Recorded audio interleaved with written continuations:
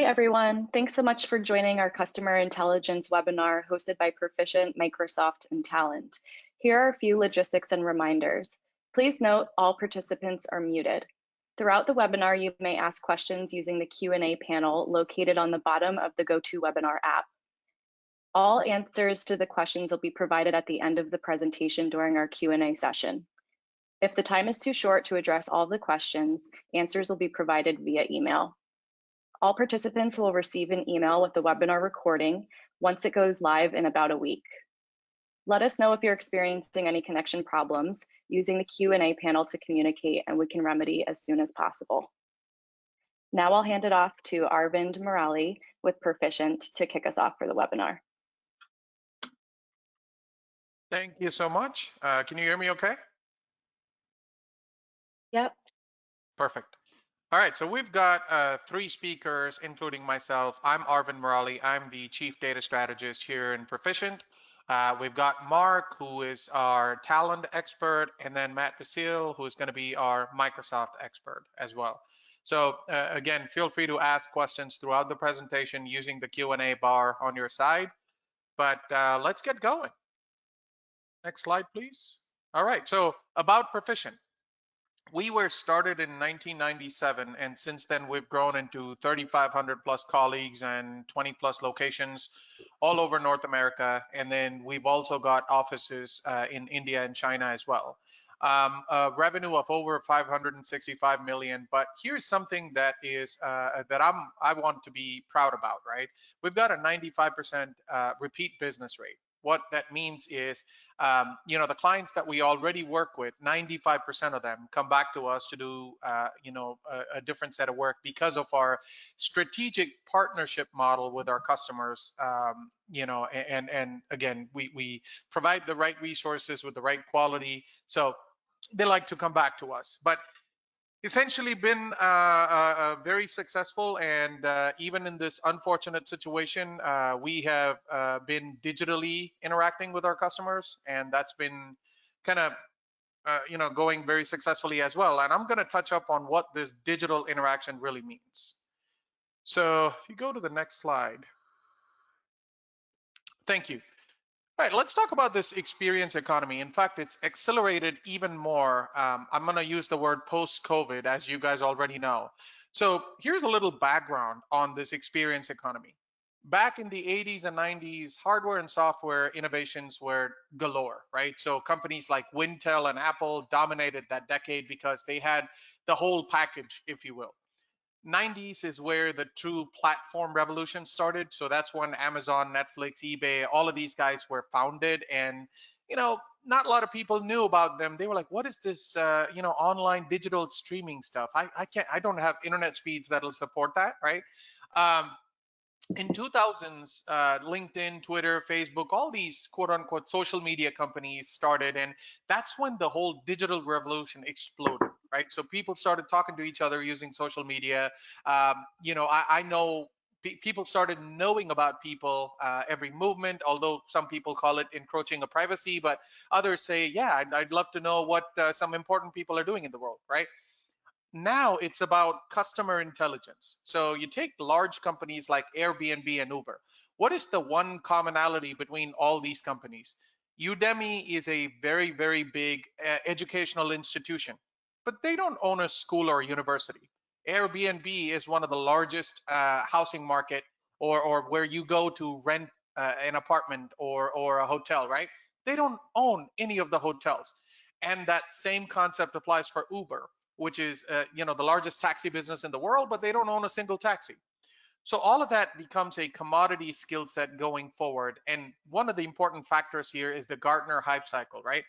Citizen data scientists are increasingly becoming analysts as they start getting loads and loads of data. And we'll talk about what they can do with the data with Talend and Azure Synapse combination, right? But that's the quote unquote digital economy. And here's an example of, Gartner says, Forrester says, and McKinsey says. Next slide, please.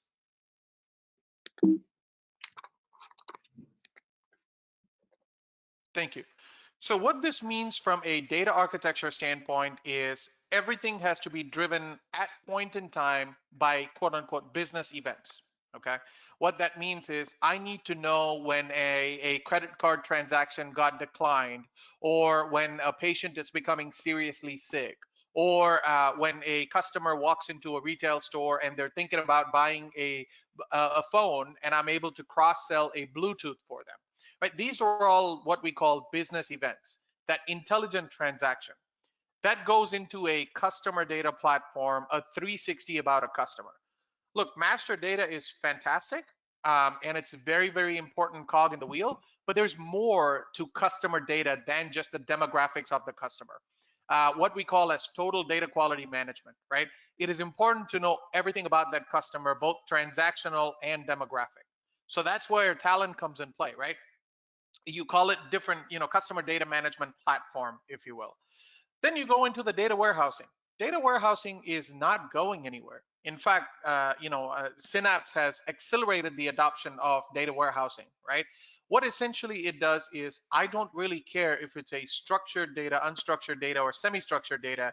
Just bring it into my warehouse and go and play with it, analyze it, figure out what to do with it, right? Run some predictive models against that data to create a business outcome. Once you do that, now you can actually take this SQL-based model and plug it into an API, plug it into a mobile app or a user experience portal, right? At that point, it becomes insights point in time at scale. So you have the ability to now crunch numbers, right? And with unlimited storage and compute, for lack of a better word. Um, and that's what the whole Talend Azure combination gives you, right? And we'll talk about that in one of our slides later. So this is what I would define as a business event driven data architecture. Next slide, please. So this is not a maturity curve, it is a maturity continuum. What that means is if you think about the now, new, next, some of the analytics people here would say descriptive, predictive, and prescriptive, right? So what that means is if let's say you want to go figure out how machine learning works in one of our use cases, and you start there, you know, once you go through that journey and start crunching numbers, looking at some of the parameters and looking at the results of that model, you will see that bad data leads to bad results, right? Garbage in, garbage everywhere, as someone said. Um, what that essentially means is you have to go back and fix your data first before you start running machine learning models. Again, there's nothing wrong in you doing a model or a digital kind of a user experience interface, right? In parallel to fixing your data, because this is an agile world after all, and the cloud gave you an opportunity to spin SaaS services up in literally less than a day, right? So from this continuum actually gives you a perspective of how you can parallelly build capabilities, but at the same time you have to realize data is the underlying foundation of all these capabilities, right? You can build a lot of cool gadgets, but if it's bad data and nobody starts using it, it goes down to waste, right? So that's the concept behind now, new, and next. Next slide, please. All right, let's talk about customer intelligence. So to us, customer intelligence means 6 things. I'm going to start from the top left here, right? Every organization needs to look at customer intelligence 2 ways: how the customer is interacting with you and how you, the organization, interact with the customer. So there are 2 sides of the coin, right? One is going to be more experience centric, which is how the customer is interacting with you. The other one is going to be more analytics centric, right? Which is what do I know about this customer? So think of it as a left brain, right brain combination, right? The left brain is more analytical and the right brain is more creative and experience driven. If I have to define customer intelligence, it's basically the 360 view of a customer. What do I know about the customer? It's respond anywhere, anytime.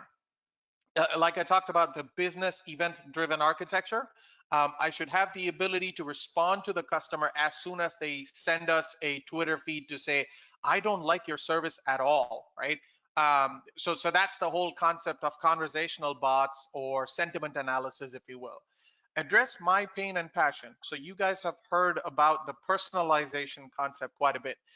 Personalization essentially means I take all the data about the customer, run some analytics around it, and figure out how to interact with that individual, not a segment of folks, right?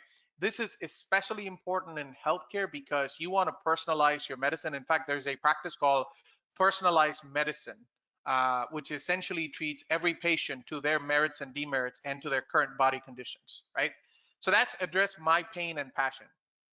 If I'm going to do a lot of business with you, I expect you to treat me special. In fact, if I start to do business with you, I want you to treat me special because I might be a very large quote unquote prospect for you, right? That's reward my loyalty. So you got to know your life cycle of the loyalty program and at which points do I reward my customer. Show what the company's values are. This essentially means I have to have the ability to present the organization's value proposition, right? Apple was born on the foundation that we are a one-stop shop. Our focus here is going to be making life easy for you from a user experience perspective. That is why Steve Jobs is considered a genius from customer experience, right? He kept everything very simple. And the concept of that is Apple basically, was founded on that platform play, if you will. And essentially a lot of the companies are following that model, right? And the last one, but certainly not the least, is value my privacy. So GDPR kickstarted the privacy initiatives last year in Europe. CCPA is now in North America, and I'm sure it'll move into all the states, right? And there might be other laws, especially post-COVID, that will consider the privacy of customer themselves. So make sure that you have the data security in place to address that privacy concerns, right?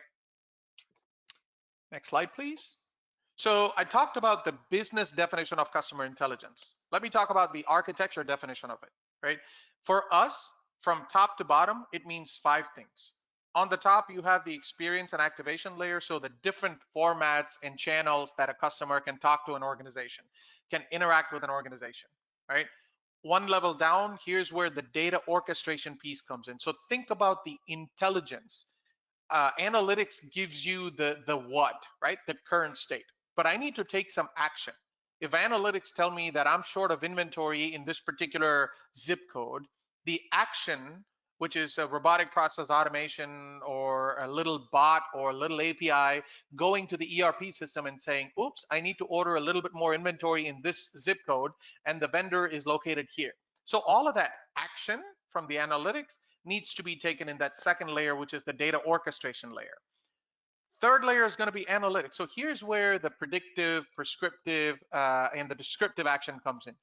You're never going to go away from descriptive. You always have to know your historical forecast and what happened same time last year, same time last week, whatever, right? So that analytics is key for business. In fact, the new capabilities for analytics is going to be embedded BI, which is the ability to show charts and dashboards. I'm going to be honest with you. I wake up every morning looking at a whole bunch of charts and dashboards about COVID. Okay, that's the life we live in now, and it's not gonna go away just when COVID goes away, right? And we're becoming more analytically driven on a daily basis now. The next layer down is going to be the single view of customer. This is more than just the master data piece. This is everything about the customer from a relationship standpoint, from a taxonomy perspective, and I need to identify a unique ID for every customer, every vendor, every employee in the organization, right? And the last, but certainly not the least, is the data management. Here's where data governance comes in, where you need to put quality rules, you need to consider lineage and catalog features, and then you also need to think about your data platform that hosts all your data. Even better, what if I have a centralized data platform where every persona, a persona here is an application, a persona is a data scientist, a data analyst, a business user, different types of people interact with this data in different levels.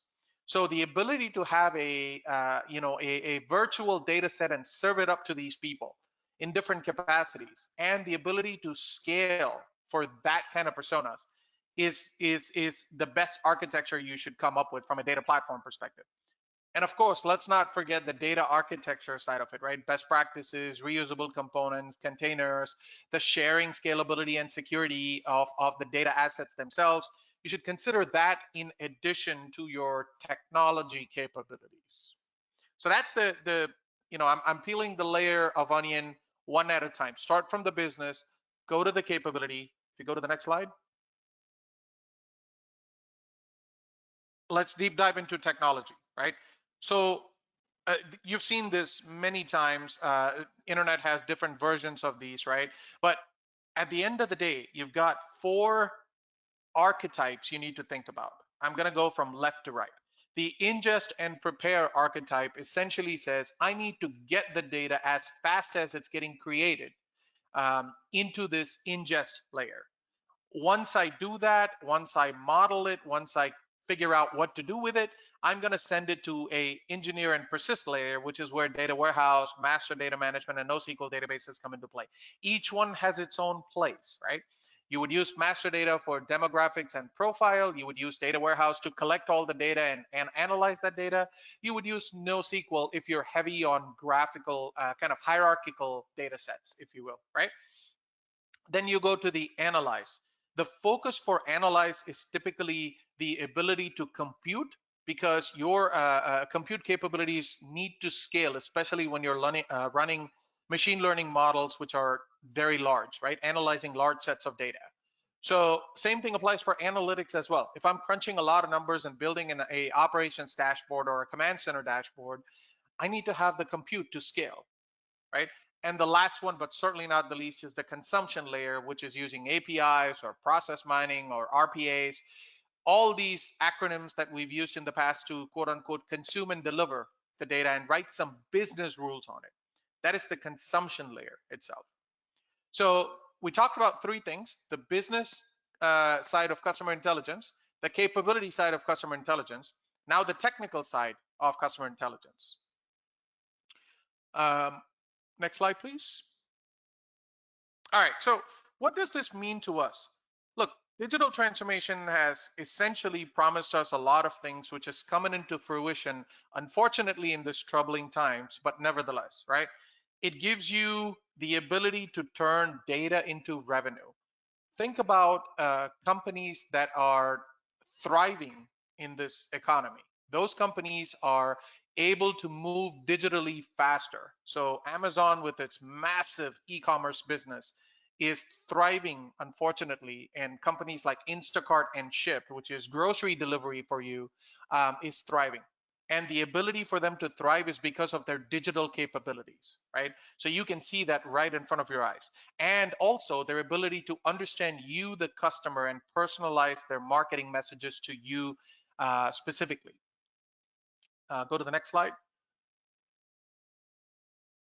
What that digital transformation essentially means for you is data transformation.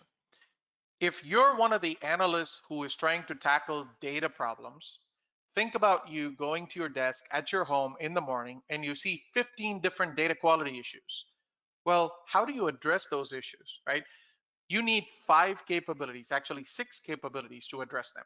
I'm going to go from left to right. So on the left where you see access, assess, and discover, right? This is the ability for me to access the data at question, right? And that data can be a very large data, it can be a very small data, reference data as well, right? But I should have a profile that gives me some standardized data quality results. Null value checks, format checks, data validation checks, data integrity checks, is my key valid? All those results, right? I need to see it in a user interface, which is not software heavy, if you will, right? From there, I need to understand, what does this mean to me? So the glossary, the definition. What if I have an issue with a billing address and 3 teams within an organization doesn't even agree to what a billing address is, right? Something as simple as this, I've seen a lot of problems for forecasting teams, especially when they have discrepancies between 2 organizations or 2 departments within an organization, defining 2 different things for the same data attribute. So that's your glossary, right? From there, I need to see, was the data cleansed? Was the data mastered? Do I see a single view of a customer? Is that my problem in the first place? Or do I need to go check my transactional data, right? All of these different things from a cleansing rule perspective should be very transparent to a non-technical user, right? And then you go to the monitor and improve. So monitor and improve is a full automation using either machine learning components or standard SQL components to monitor a few important data failures. So a lot of organizations use the word data operations, right? Once things goes to production, the ability to monitor key data attributes and key data assets at a particular SLA is very critical for the business to run, right? So the not only that, but if something fails, I should have some level of automation for notification, so the right people get tagged on the issue and they can research on what the issue is and fix the problem right away, right? And you should be able to do it in scale, by the way. And then the last.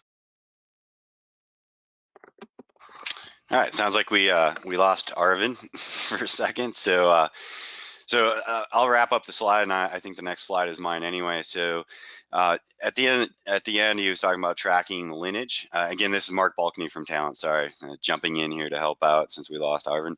But it's all about being able to track the lineage and have the impact analysis across all these capabilities that he was describing. And within Talend, we provide a data platform called the Talend Data Fabric that gives you these capabilities to weave through the fabric for all the different users what Arvind was talking about here across this layer of access to glossary, cleansing and mastering and improving, monitoring and improving and tracking the overall lineage, ultimately providing you a single platform for that. So Tom, if you could go to the next slide.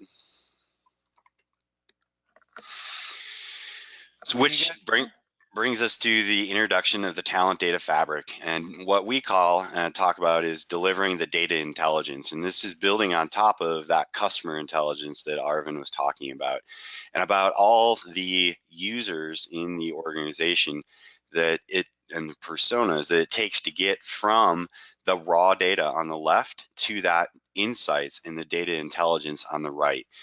It's a journey to build those pipelines and to build that platform and that architecture that Arvind was talking about.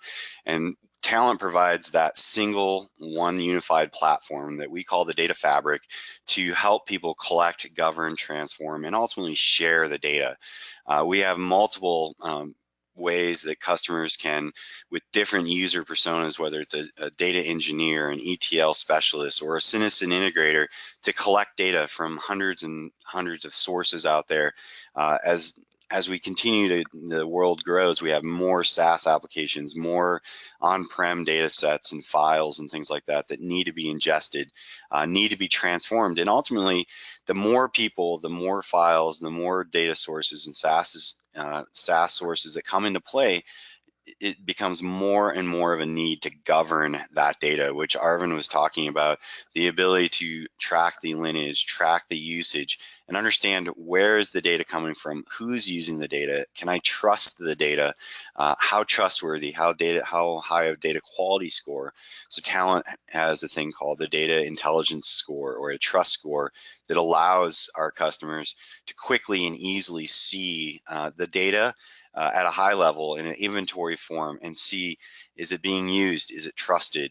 And then many of our tools allow our customers to transform, validate, and confirm the data, provide that to data stewards, and ultimately get that data out into the places, the different data warehouses, the different places where customers will consume the data, like Microsoft, for example, and we'll hear about that in just a second. But allowing you to know and trust your data and have that data intelligence, so that when you're looking at the insights that are being provided from this data and from these platforms, you ultimately know that the insights are good and that you trust them and you know where they came from. And we provide the sharing, the ability to provide APIs, easily, quickly build APIs on top of your data or between the applications to also help you consume that, which Arvind talked about as well. Next slide, Tom. So ultimately, Talent wants to provide the ability for you to capture that data intelligence at first insight, and being able to provide an entire platform, a fabric, as I said, the Talend Data Fabric, that will help you weave in all the capabilities that Arvind talked about prior, and help you to connect to the capabilities that Matt will talk about here in a second from Microsoft, but giving you the ability to collect all your data from all the different locations and land it into that, whether it's a master or single view of your data, whether it's your operational analytics, you name it, Talent can help you collect all those sources and get it to that raw insights for you. We help turn data silos into that shared trusted data set. So bringing data from multi-clouds, from all the different areas where data presides in the different cloud environments and vendors and SaaS applications, to on-prem, being able to take those silos and put it into a single location and help you build out inventory, trust, build out the business catalog within the catalog services that we provide. All of these capabilities help you turn that data silos into those trusted data sets, and then ultimately accelerate that self-service data access, and being able to give access to those citizen integrators to access the data, to pull data from different sources and land it into your data environments, your data lakes, your data warehouse, cloud data warehouses that it resides, such as the ones in Microsoft that we're going to hear about, and be able to quickly get the data there and do that analysis that Arvind talked about, but then ultimately put it into the system where it can be governed, and make sure that it's being used correctly, make sure that it's not being shared in places it shouldn't be, so that you're going against those regulations that Arvind talked about as well, GDPR and CCPR, things like that. All need governance within these environments, and it's always a journey to get through that stack of that architecture that Arvind was talking about, of maturity, going through and getting all those different layers within that stack. And Talent really can help you in all stages of those layers to get the data with a high data intelligence and high data trust into your environments. So with that, next slide, hand it over to you, Matt.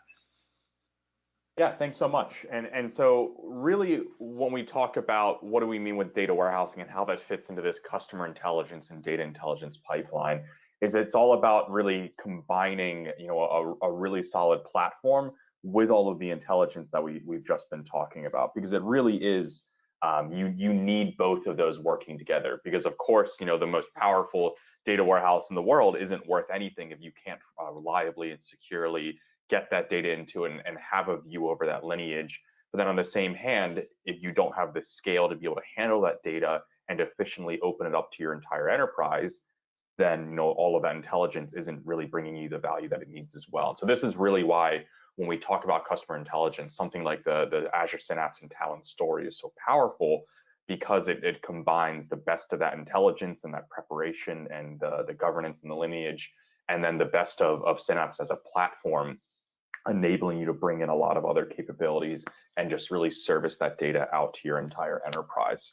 And when we look at what are some of those most important features to customers and users of this platform, these are about the 9, give or take, that we've identified. Of course, this isn't the be all end all, but when we've gone out working with customers and doing POCs and use cases and implementing, these are some of the things that we've seen are most important, and what we really like to focus on and improve when we look at our own platform, and how do these help enable customer intelligence. And so I'll walk through a few of these just in greater detail, but I just wanted to quickly go through each of them and talk about how they relate to this idea of enabling customer intelligence over your entire data estate. So price performance and really just performance in general is probably the most obvious one when anyone thinks about data warehousing or any sort of data platform. We've all sat there, waiting for a query to finish, and at a certain point, unless you're getting up to refill your coffee, then that's wasted time. That's time when your analysts aren't answering questions, aren't being productive. And so at the end of the day, same as it was, 10, 15, 20 years ago when data warehouses were still an emerging technology, it's really about just how fast and how cost effectively can I get these queries back out to you. Ease of migration, this one's actually really important when we look at kind of the next wave of cloud migrations. And I think this is something that we've actually worked with Talend a lot as well with this migration story, because kind of the era of the on-premise data warehouse of having one appliance for 3, 4, 5 years, is coming to an end, and there's really a big push towards these cloud native technologies, and really, no matter where you look at the cloud, a lot of these advantages are the same. This idea of having more scalability and more flexibility, access to cloud resources, global availability and redundancy. But of course, getting there in the first place can be very challenging. And so once again, you have to look at this from both the idea of how are you actually migrating the data, and then where are you migrating that data to? How am I ingesting this data from potentially a wide variety of on-premise locations? Because very often, from what I've seen with my own customer interactions, is a lot of companies use these migrations as an opportunity to refactor and replan their data estates as well. And so you'll very often see a consolidation of, we might have 5 or 6 different on-premise databases that we're now looking to consolidate in a single set of cloud solutions. And so once again, it's back to this idea of you need both the intelligence and the platform to enable this, something that can reliably track and bring in all this data from these on-premise sources, and then being able to land it in Azure Synapse and have the scale and flexibility and feature set to be able to handle the types of workloads that might be coming from Teradata's or Netezza's or other just big legacy on-premise systems. Microsoft ecosystem, this is really talking about the integration across services. Microsoft has a very long history of partnering with ISVs, and that's something that's continued with Azure Synapse. And once again, kind of one of the reasons that I'm really here is to really call out and really emphasize the strength of these partnerships with Talend, for example. And that's just one of the great integrations you get there is once again the ability to bring together the best of these services to enable analytics. Open standards, security, compliance, these ones really kind of all come together. At the end of the day, there's always going to be regulatory and compliance needs with any enterprise. And so it's about, how well can my platform meet these? Can we meet the security features? Can we meet the, GDPR or HIPAA compliance requirements that our industry has? These become really important in healthcare use cases, finance use cases, government use cases. And so looking at your platform, and once again, this is a twofold problem here, because data lineage and governance is hugely important to managing security and ensuring governance, because when you have auditing and when you need to understand the path that this data is taking and who may have had access to it, you need this lineage and this governance to be able to provide a full view over all of your data. Because of course, you want to be able to bring in as much data as possible. You want to be able to bring in all of your data sources, but if you can't have a view and keep that data secure, then you're going to have to keep the data locked down into different sources. And so you can only open your data as much as you have the security controls to keep it in place. And that once again goes back to the idea of having a platform that can support those security features. And I'll talk about more of this in a future slide, but then also having the governance to understand the data as it comes into the platform in the first place. And then workload management and developer productivity are about being able to manage your platform as much as possible, have a view over how your resources are being consumed, and the ability to make your data engineers, your data analysts, your DBAs as productive as possible. And then of course, regional availability. How globally available am I? The more co-located you can be to your resources, the better performance you'll get, the faster loads will be. So moving on to the next slide, I'm just going to dive into a few of these more specifically. So when we talk about Azure Synapse, some of you may have heard that there's been a big breadth of new announcements and preview features coming out with Synapse. And really what I want to hit on there is just this idea that Synapse is really taking the next step of unifying data warehousing and big data together. And so when you look at what does your modern data estate look like, when customers are working to enable a view over everything, it really is the combination of data lakes and data warehouses together. And so Synapse is basically taking the next step of unifying that experience. And so when you look at, as you bring this data in, as you're using tools like Talend, ingesting this data into your lake and your warehouse, being able to now use Synapse to operate over both of those environments for querying and analytics, while also still using, getting intelligence and governance from partners is very powerful. And this is just a system that's been built to scale from the ground up. And so it's very common now for customers to be moving into, approaching the petabyte range of data. Customers with tens and hundreds of terabytes of data is becoming increasingly common, because that's simply, the more data you have, the more intelligence you can generate.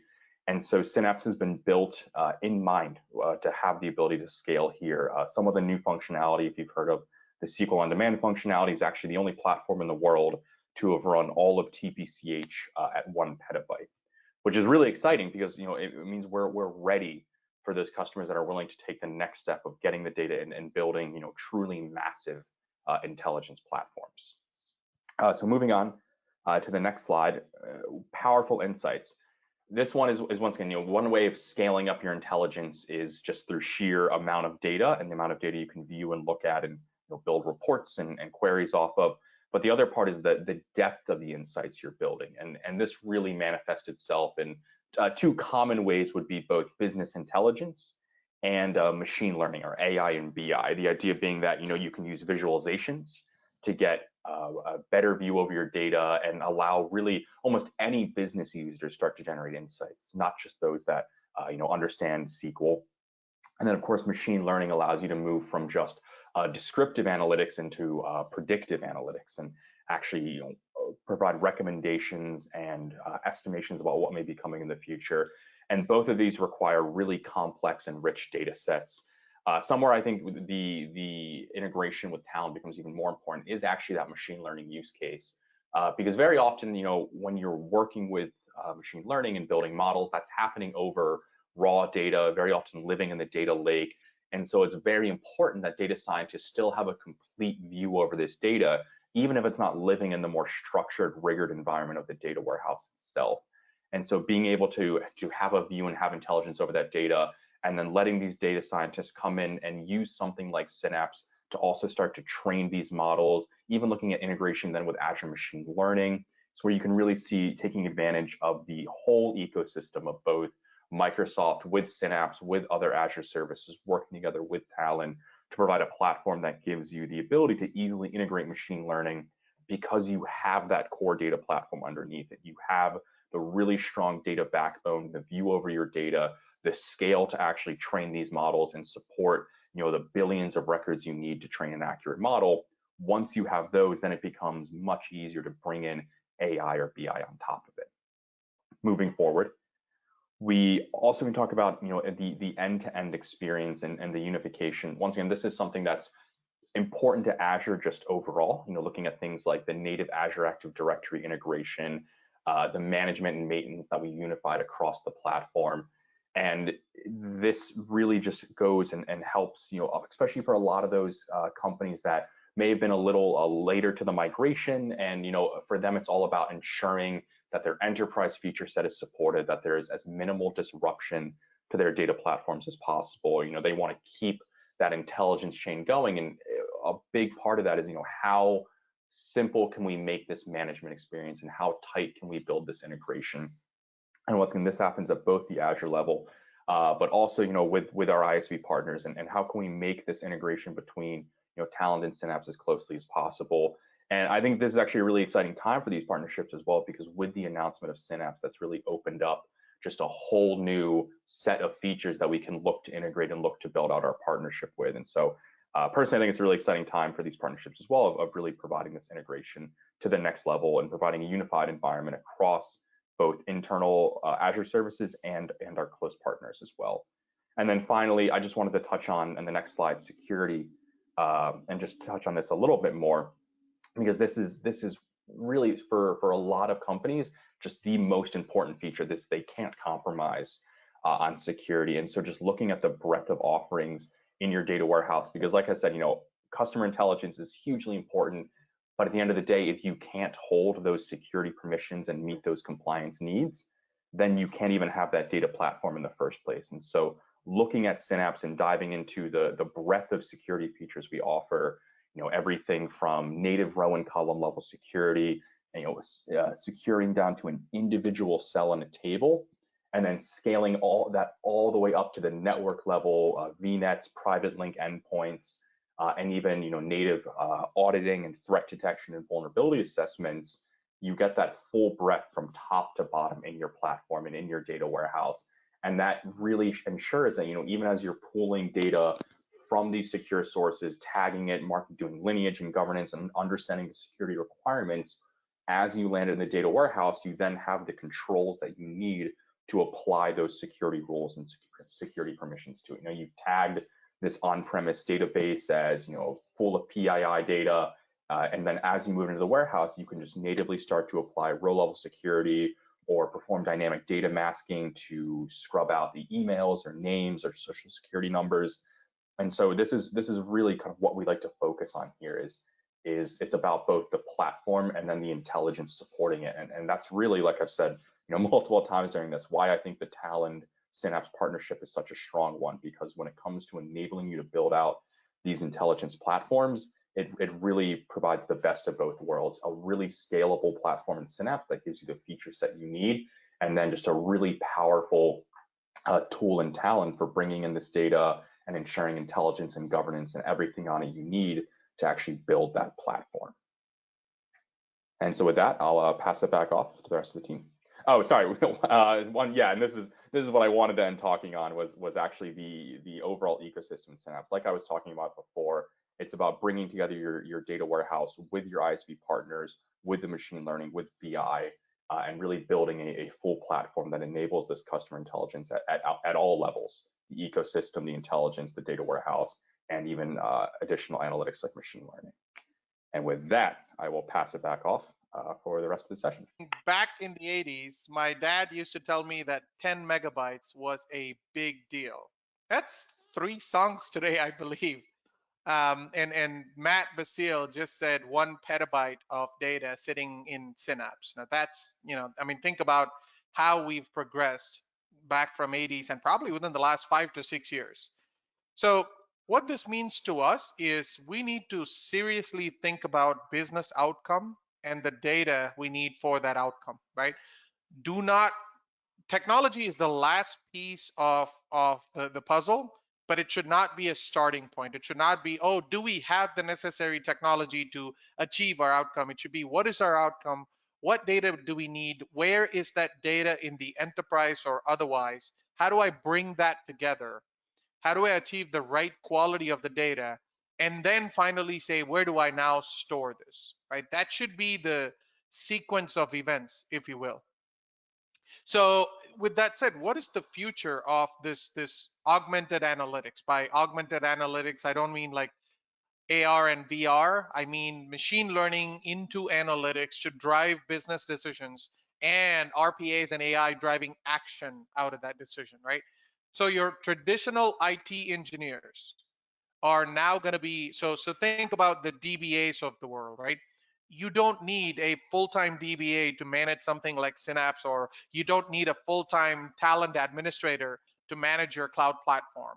What you need now is knowledge engineering.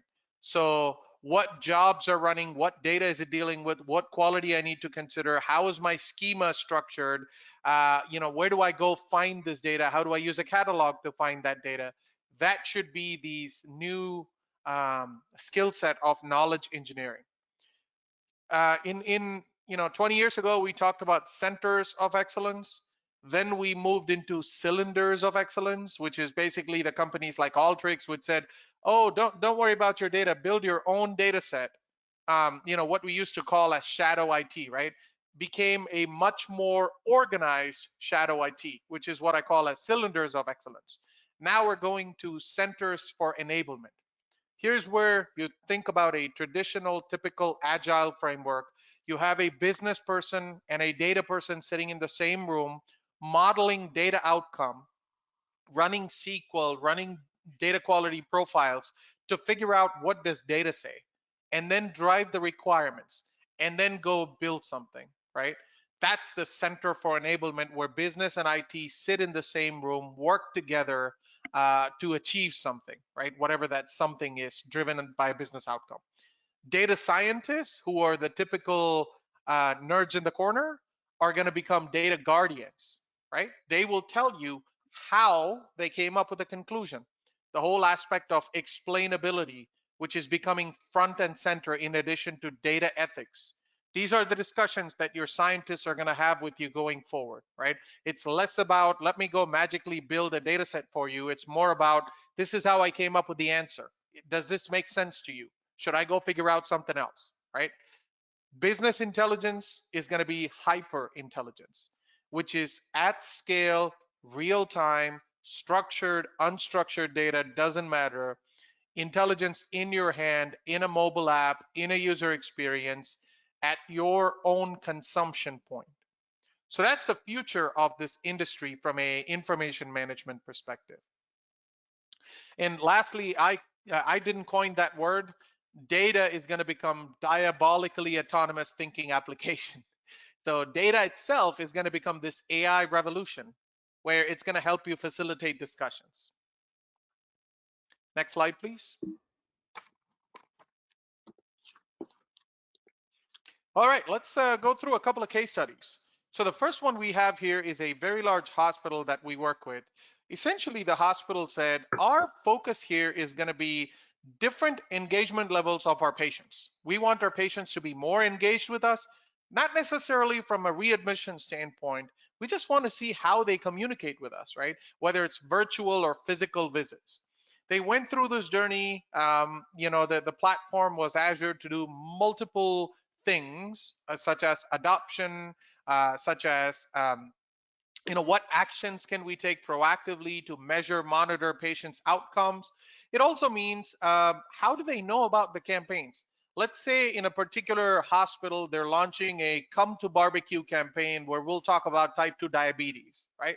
How do my patients know about it? What if the interested people can come in, not necessarily our patients, but even people who are going to other hospitals? And what if we acquire those patients?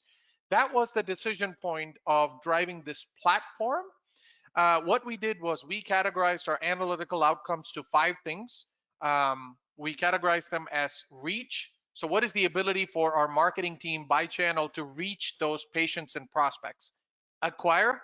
So how do patients actually schedule appointments? Activate, which is how do I convert these prospects to patients?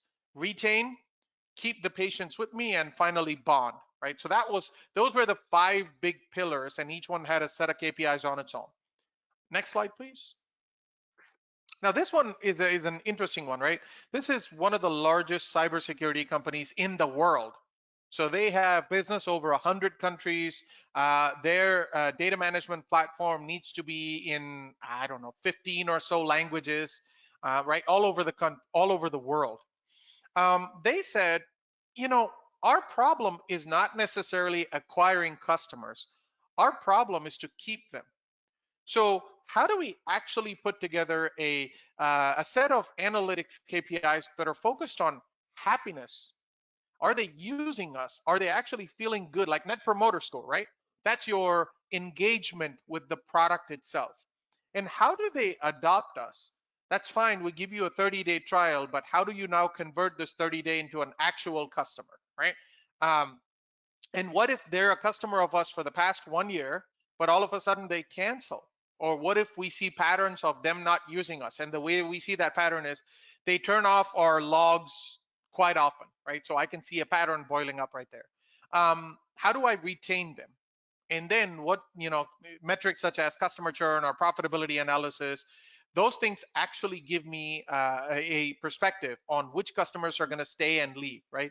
Again, going back to that happiness measure, if you will. And last but certainly not the least, if they keep us, are they able to accomplish their tasks, which they gave us, right?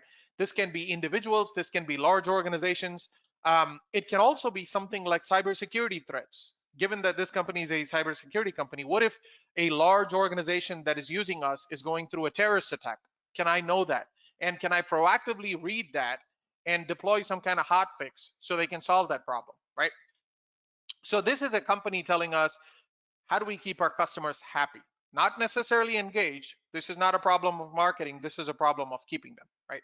So different metrics, but at the end of the day, you see customer intelligence is all about defining those key metrics that helps you understand your customer and personalize your messages to them as appropriate. And I think that is all we got. Leah, I'll hand it back to you. Or Tom.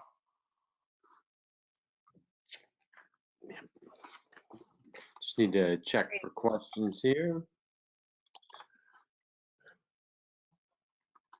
Hey, Leah, I'm having trouble getting the full question box open. No problem. So I have a few questions here. Okay. This one I believe would be for Matt. So when would I use Azure Synapse over Azure SQL Database or even a SQL Server 2019 with big data clusters? Yeah, that's a great question, and one we hear a lot from a lot of companies we engage with. Really, the easiest way to distinguish between the two products there is Azure SQL Database and Azure SQL Server or SQL Server are both more optimized for OLTP, transactional workloads, by nature of them being SMP systems, while Azure Synapse is really optimized for analytical workloads, OLAP, by nature of being an MPP system. So Azure Synapse really excels at, when you're writing in larger batches and you're reading out with really complex queries, lots of joins and group bys and aggregates over just lots of data, is really where a distributed data warehousing platform like Synapse excels. While SQL Server and Azure SQL DB are much better at handling the lots of little inserts, updates, reads and writes, the transactional workloads. And really that's the easiest way to distinguish between using one or the other. Am I primarily doing analytical workloads, or am I primarily doing transactional workloads? Great, thank you. I have another question here, and I will leave it up to the speakers to pick who would be the best fit to respond to this one. But the Talend Suite versus ADF and Azure Data Catalog, when will we use Talend versus the Azure Suite? I can take a crack at that, Matt, and then if you want to jump in afterwards. So the Talend, if to use a Talend Suite in the Data Fabric as I described it versus ADF, they both work together well. The Talend Suite provides connectivity and capabilities outside of what ADF provides for many different sources, as well as multi-cloud. So if you do have to work with environments in, say, sorry Matt, AWS or Google or other cloud environments, which many of our customers are multi-cloud, that is another example of where Talend Suite would be very beneficial, as well as the data quality capabilities within all of the data integration management capabilities within Talend.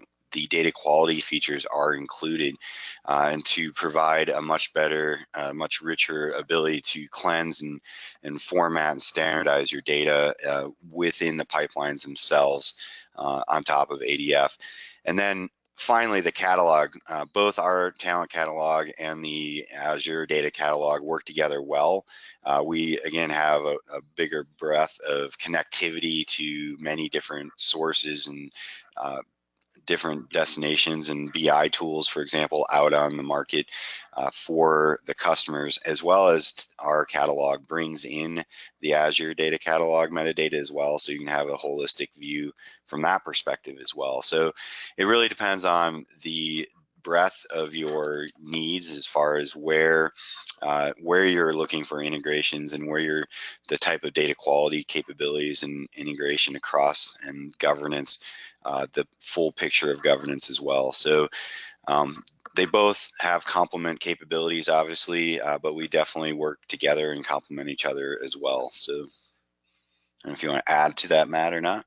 No, I think that's a great point. Really, the points made about Talend, maybe a larger breadth connectivities, better kind of cross cloud, I think are very good points. When you look at ADF or really any first party Azure service, of course, where a lot of the strengths will come in is it's of course going to be just completely natively integrated into the rest of the Azure environment, just by nature of it being a first party Azure service. And so that's really a lot of customers that are using ADF are taking advantage of just that it's the simplest, most native integration with the rest of your pipeline. But of course, Talend has in a lot of areas sometimes more larger feature set or better connectivity with things outside of Azure, other clouds. And so that's a good way to look at it as well in terms of the decision matrix. So great points. Great, and looks like we have time for one more. So this question is, any comparisons on performance metrics between Synapse Data Warehouse and Snowflake on Azure?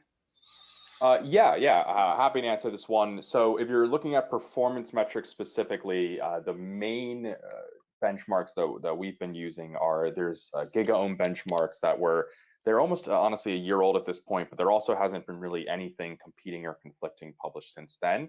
But if you just Bing for TPCH GigaOM Cloud Data Warehouse benchmark, they did a 30 terabyte TPCH and a 30 terabyte TPCDS benchmark, comparing the four major cloud data warehouses: Azure Synapse, or what was at the time SQL Data Warehouse, Google BigQuery, AWS Redshift, and Snowflake.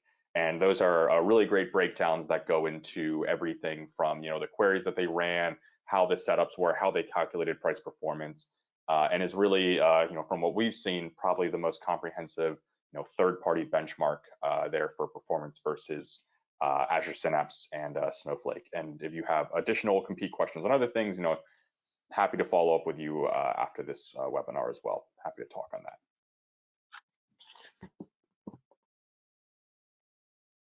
Awesome. Well, that looks like it completes all the questions that we received. So if you guys have any additional questions, do please feel free to reach out to us. And just a reminder, we will be sending the recording out from this webinar about a week after the event. So you guys will be able to reference this. And if you have any additional questions, just please let us know. But thank you so much for your time, and we will chat with you soon.